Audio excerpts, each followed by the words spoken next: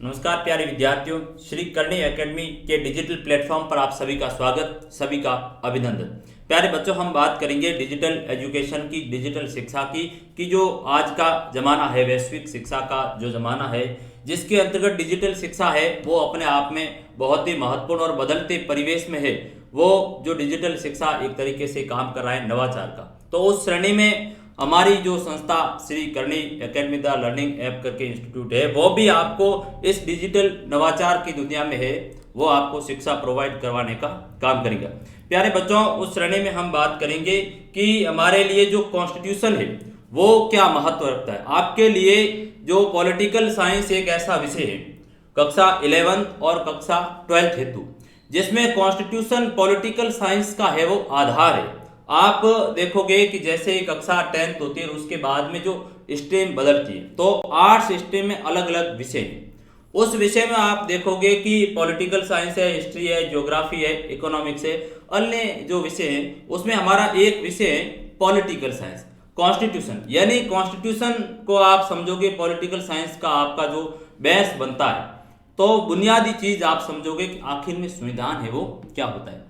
हमारा जो चर्चा का आज का विषय होगा वो संविधान से हम अवगत होंगे कि आखिर के में संविधान क्या है, संविधान की है वो क्यों आवश्यकता पड़ी, और हमारे देश में भारत में है वो संविधान निर्माण की क्या प्रक्रिया रही, और किन किन जो फेज में है वो संविधान निर्माण का एक कार्य है वो प्रारंभ होता है, और किस तरीके से आगे जाकर के संविधान निर्माण की एक शुरुआत है वो एक संस्थागत रूप से, एक इंस्टीट्यूशनल रूप से, एक संविधान सभा के द्वारा है, वो किस रूप में होती है।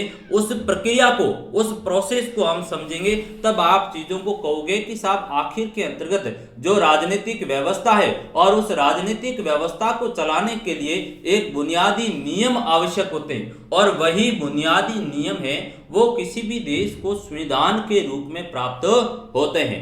तब संविधान ये जो जिस रूप में बुनियादी नियम जो प्राप्त होते हैं वो भिन्न भिन्न देशों के अंतर्गत उसके अलग अलग स्वरूप है। कुछ देशों के अंतर्गत देखोगे कि इंग्लैंड जैसा देश है जहां पर भी संविधान है, नियमों का समूह है, लेकिन वो कैसा है, अलिखित है, लिखित स्वरूप में नहीं।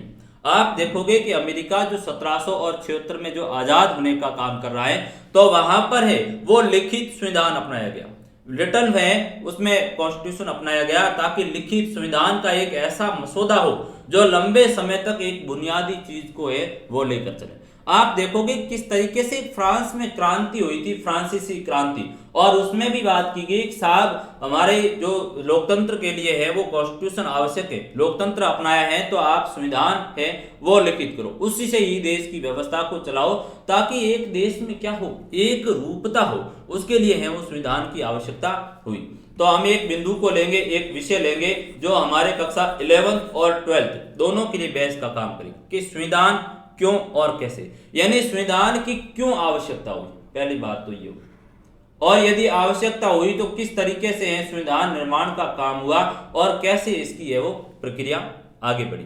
सबसे पहली जो चीज यहां पर आई आपकी संविधान, संविधान क्या होता है, इस चीज को आपको समझना होगा। प्यारे विद्यार्थियों, यदि हम बात करें कि संविधान क्या है, तो आप कहोगे कि साहब संविधान है वो एक क्या है, एक दस्तावेज। क्या है, एक दस्तावेज। तो संविधान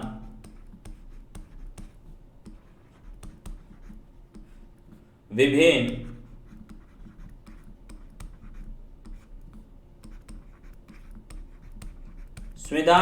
नियमों, अधिनियमों, संविधान विभिन्न नियमों, अधिनियमों, कानूनों एवं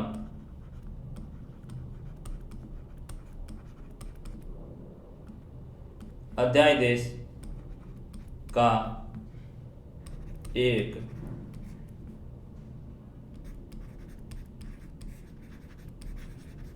लिखित या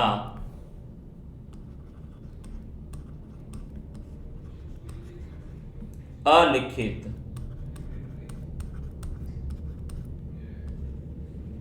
दस्तावेज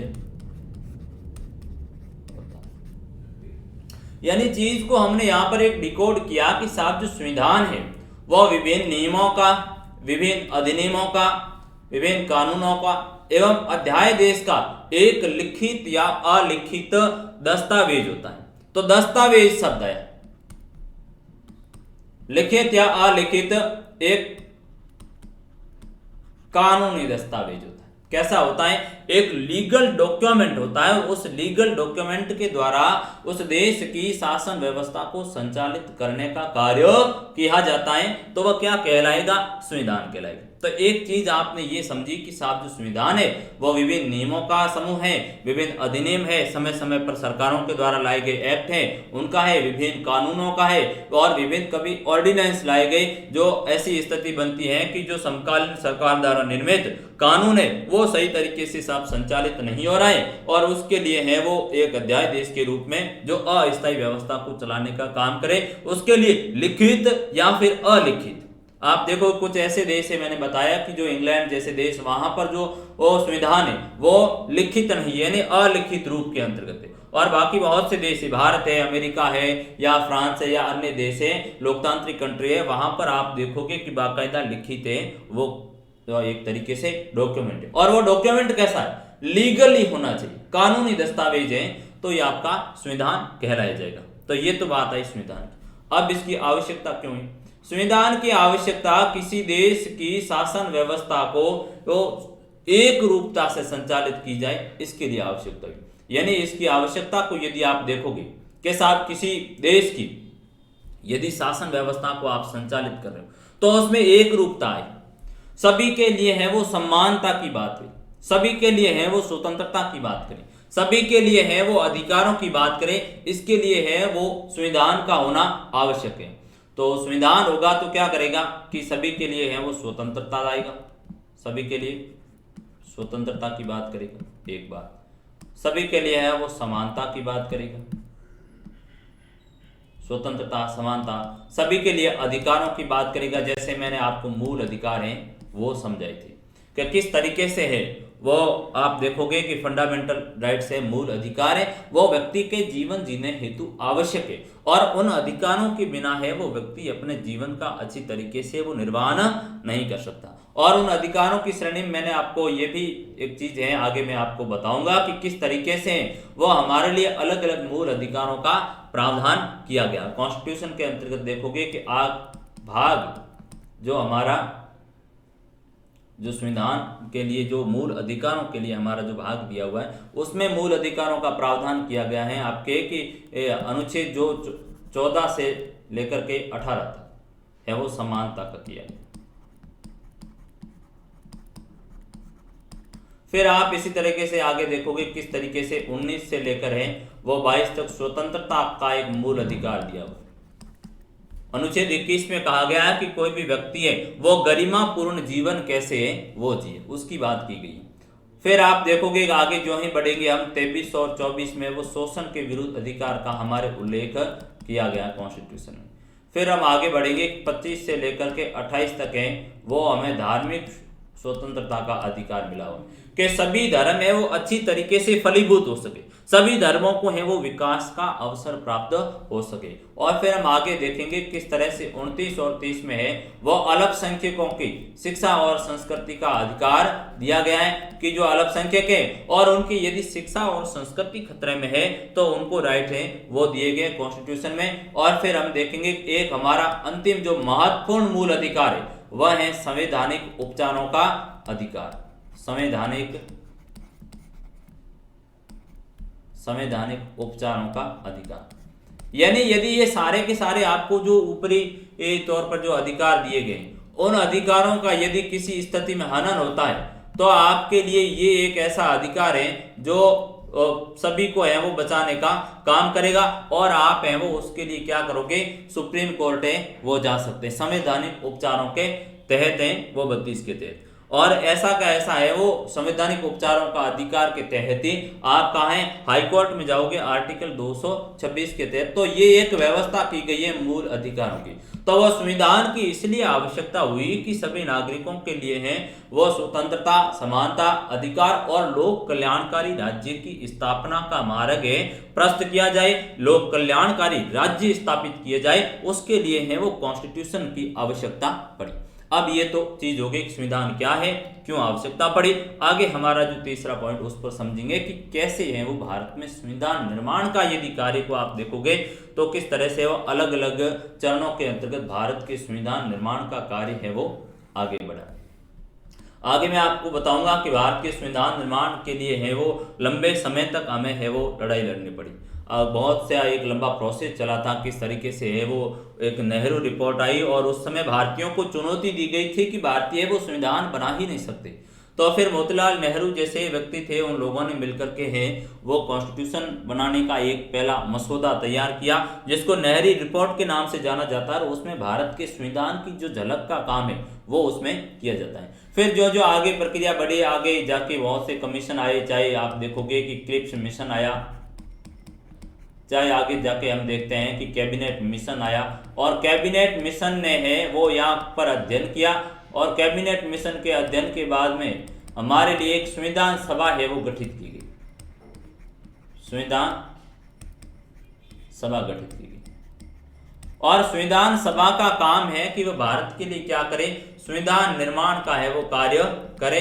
तो यहाँ पर जाकर के है वो मूल बात संविधान निर्माण की कोई बात की जा रही है तो वो संविधान सभा के द्वारा है वो काम किया जा रहा है। फिर हम आगे जाके आगे चीजें मैं आपको बताऊंगा किस तरीके से वो संविधान निर्माण के लिए जो 1935 का भारत शासन अधिनियम था उसके तहत वो प्रांतीय विधायिकाओं के चुनाव करवाए गए और सब प्रांतीय विधायकों के चुनाव के द्वारा है वो सीटें तय की गई, किस आधार पर है वो सभी को सीटें दी जाए। क्योंकि आपने देखा होगा अक्सर के हमारे उस समय आपने हिस्ट्री इतिहास या अन्य विषयों में पढ़ा होगा तो उस समय का जो भारत है स्वतंत्रता के समय का, तो भारत एक तो ब्रिटिश प्रांतों में जो बटा हुआ था, दूसरा देशी रियासतों में था, राजा महाराजाओं का जो शासन था। तो ऐसी स्थिति में वो देश की एकीकरण की है वो बड़ी चुनौती थी। 562 के आसपास है वो देशी रियासतें थी, रजवाड़ी रियासतें या देशी रजवाड़ी, और उन सभी रजवाड़ों को एक करके एकीकृत भारत का निर्माण करना उस समय बड़ी चुनौती का कार्य था। तब वो बात आके आई कि साहब किस तरीके से जो संविधान सभा में जो सदस्य लिए जाए वो कैसे लिए। तो अलग अलग रूप में है वो उनको लिया गया, देशी रजवाड़ों से भी कुछ सदस्यों को है वो लिया गया और बाकी सदस्यों का वो प्रांतीय विधानसभा प्रांतीय राज्यों की व्यवस्था में चुनाव करवाए गए और उनके आधार पर 10 लाख की सीट के ऊपर एक व्यक्ति को लेने का काम किया और ऐसा करके संविधान सभा में है वो लोग बैठे जिन्होंने संविधान निर्माण का काम है वो किया। और फिर हम आगे ये भी मैं बताऊंगा किस तरीके से 9 दिसंबर 1946 को संविधान सभा की वो प्रथम बैठक होने का काम करती है और उस बैठक के में है वो औपचारिक रूप से संविधान निर्माण का काम है वो शुरू कर दिया था। फिर हम आगे जाके देखेंगे कि साहब किस तरीके से है वो 11 दिसंबर 1946 को किस तरीके से है वो जो राजेंद्र बाबू को संविधान सभा का स्थायी अध्यक्ष बनाया गया और जिन्होंने है वो स्थायी रूप से है वो संविधान सभा की अध्यक्षता की, इसलिए कि जिसे संविधान सुचारू रूप से है वो निर्माण हो सके तो उसके लिए एक अध्यक्ष होना जरूरी है ताकि उन लोगों को कहे भाई आपने कितना काम किया है और वे लोग जितना भी कॉन्स्टिट्यूशन बनाने हेतु लोग बैठे हैं वे नियमित तौर पर उनको रिपोर्ट सौंपने का काम करें कि साहब ये हमारे कार्य हुआ। तो ये हमारी एक जो बेसिक एक जो श्रृंखला है आपकी वो आपको समझाने का काम करेगी कि वास्तव के अंतर्गत है वो इंडियन कॉन्स्टिट्यूशन का जो निर्माण है वो कैसे हुआ था। तो इस तरफ जो ये देख रहे हैं हमारे जो संविधान बड़े निर्माता हुए डॉक्टर भीमराव अंबेडकर, जिनको भारतीय संविधान का है वो जनक कहा गया है, भारतीय संविधान का है वो पितामह कहा गया। भारत का संविधान बनाने में है वो सबसे बड़ा योगदान यदि देखा जाए तो डॉक्टर भीमराव अंबेडकर का था और अन्य सभी का है वो भी बड़ा योगदान रहा, क्योंकि संविधान बनाना किसी एक व्यक्ति की बलबूते की बात नहीं थी, लेकिन संविधान का इनके पास है वो बड़ी जिम्मेदारी थी। हम देखेंगे कि प्रारूप समिति करके एक समिति बनाई थी, उस प्रारूप समिति के हैं वो अध्यक्ष थे डॉक्टर भीमराव अंबेडकर, जिन्होंने है वो संविधान में अलग अलग प्रावधानों को किस तरह से करना है और सारा का सारा उनको व्यवस्थित क्रम में करने का काम है, उनके ड्राफ्टिंग कैसे करनी है तो उनके लिए है वो प्रारूप समिति है वो काम कर रही थी। उनका काम था कि संविधान का किस तरीके से मसौदा है उसका प्रारूप है वो बना जाए। तो डॉक्टर भीमराव अंबेडकर को हमारे भारतीय संविधान का पितामह कहा जाता है, भारतीय संविधान का पिता जनक कहा जाता है। जो चीज डॉक्टर इस तरफ देख रहे हैं डॉक्टर राजेंद्र प्रसाद है, डॉक्टर राजेंद्र बाबू है, वो इनका नाम है और ये बहुत ही बड़े लीडर थे उस समय के यदि देखा जाए। और आगे जाकर के जो संविधान सभा हमने बनाई उस संविधान सभा में राजेंद्र प्रसाद को है, संविधान सभा में राजेंद्र प्रसाद को देखेंगे कि संविधान सभा के है वो स्थायी अध्यक्ष बना दिए गए थे। संविधान सभा के स्थायी अध्यक्ष, तो परमानेंट जो अध्यक्ष बने थे वो बने थे राजेंद्र प्रसाद। और हमारे ये कॉन्स्टिट्यूशन है जो हमारा भारत का संविधान है उसकी मूल पुस्तक का जो ये एक और पेज है कॉन्स्टिट्यूशन ऑफ इंडिया जो उस समय लिखा गया था। अब हम आगे बढ़ेंगे इसके अन्य मसौदे के ऊपर है कि संविधान है वो किस तरह से है वो काम कर रहा है, उन चीजों को समझने की कोशिश करेंगे कि आखिर में जो संविधान हमने बात की एक श्रृंखलाबद्ध रूप में कि साहब संविधान क्या होता है, संविधान कैसे बना और क्यों कार्य कर रहा है, तो उनको देखेंगे कि आखिर में संविधान के क्या क्या कार्य हैं वो देखेंगे। मोटे तौर पर 3-4 कार्य होते हैं वो संविधान के लिए महत्वपूर्ण होते हैं, आधार स्तंभ का काम करते हैं। वैसे तो बहुत से कार्य होते हैं कॉन्स्टिट्यूशन के, लेकिन हम मूल आधार की बात करेंगे जो अक्सर आपको सामान्य है वो जानकारी होना जरूरी है। तो देखेंगे कि संविधान का यदि पहला काम यह है कि वह बुनियादी नियमों का एक ऐसा समूह उपलब्ध कराए जिससे समाज के सदस्यों में एक न्यूनतम समन्वय और विश्वास है वो बना रहे। यानी संविधान का पहला साफ कार्य निकल कर आया कि संविधान है वो क्या करे कि बुनियादी यानी आधारभूत, बुनियादी का मतलब हुआ आधारभूत,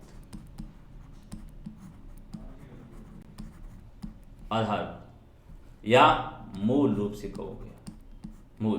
तो संविधान का पहला काम होगा कि वह मूल रूप से नियमों का एक समूह उपलब्ध करवाए। जैसे मैंने बताया कि जो संविधान है वो बहुत से नियमों का, अधिनियमों का, अध्यादेशों का, ये क्या होता है एक कानूनी दस्तावेज होता है, संग्रहित होता है। तो संविधान का पहला काम है कि वह ऐसे नियमों का हमें समूह उपलब्ध करवाए जिसमें क्या हो, जिससे समाज के सदस्यों में है वो कम से कम समन्वय और विश्वास होना आवश्यक है, अन्यथा है वो संविधान का कार्य विफल हो जाएगा। समन्वय जरूरी है, कोऑर्डिनेशन होना जरूरी है और लोगों को है वो संविधान में उस व्यवस्था के अंतर्गत विश्वास होना जरूरी है, अन्यथा उस व्यवस्था को स्वीकार है वो कौन करेगा। तो संविधान की जब बात आएगी कार्य की तो आप जल्दी से बता दोगे कि साहब जो संविधान का कार्य है वो ऐसे नियमों का समूह उपलब्ध करवाएगा जिसमें समाज के सदस्य है, सभी समाज के सभी लोगों का है उसमें विश्वास होगा और कोऑर्डिनेशन होगा, उसको सहयोग करने का काम करेंगे। वो संविधान का प्राथमिक कार्य निकल कर आया कि एक दूसरे को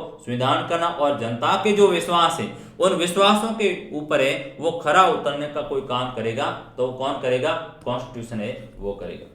फिर हम आगे बढ़ेंगे हम और देखेंगे कि साहब जो संविधान का दूसरा महत्वपूर्ण कार्य कि वह ये तय करेगा कि जो समाज में निर्णय कौन लेगा, जो हम व्यवस्था बना रहे हैं आखिर में है वो निर्णय लेने वाली शक्ति किसके पास में होगी, जो कौन ये जस्टिफाई करेगा, कौन डिसीजन मेकर होगा और कौन है उस पावर का जो केंद्र होगा, उस शक्ति का केंद्र है वो कौन होगा, सत्ता किन लोगों के पास में होगी। और साथ ही साथ संविधान ये भी तय करेगा कि जो सत्ता किन लोगों के पास में होगी, कौन निर्णय करेंगे, तो उनके लिए सरकार है वो कैसे निर्मित होगी और सरकार का है वो स्वरूप क्या होगा उसको भी तय करने का काम है वो कौन करेगा, संविधान है वो करेगा, उसी से ही सब कुछ तय होगा। तो आप हमारे भारत के संविधान को पढ़ोगे तो उसमें देखेंगे कि समाज में निर्णय लेने की शक्ति की बात है।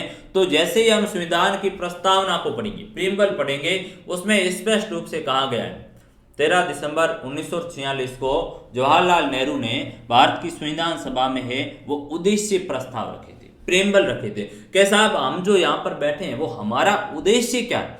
तो ये प्रीएम्बल एक प्रस्तावना है, उसमें है प्रस्तावना जिसको संविधान का परिचय पत्र है वो कहा जाता है। आप देखोगे प्रस्तावना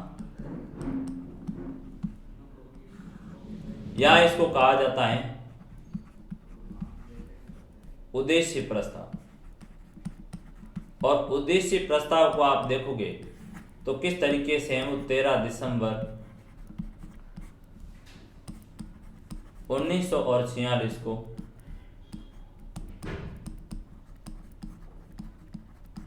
जीएल नेहरू ने है, जवाहरलाल नेहरू ने है, वो कॉन्स्टिट्यूशन असेंबली में रखने का काम है, वो जवाहरलाल नेहरू ने रखा और उसमें वो संविधान का परिचय करवाने का काम किया कि हमारा है वो उद्देश्य क्या होगा।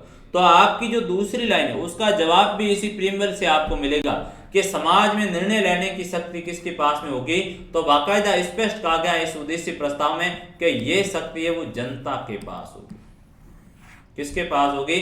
जनता के पास होगी और जनता ही शक्ति निर्णय लेने का काम है वो जनता करेगी।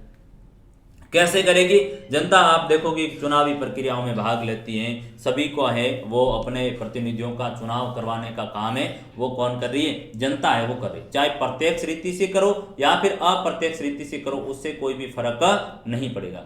एक बात तो ये आई।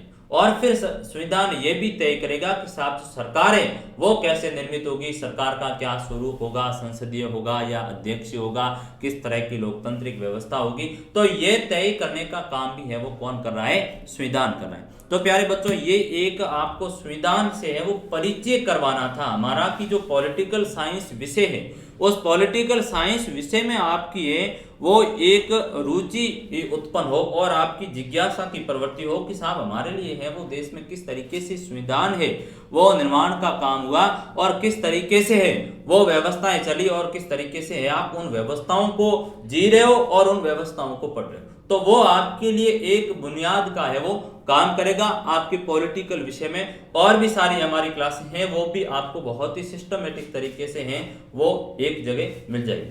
तो इसलिए मुझे उम्मीद अपेक्षा है कि आप इसको है वो अच्छी तरीके से समझ पाए होंगे। इसी के साथ आप सभी का बहुत बहुत धन्यवाद।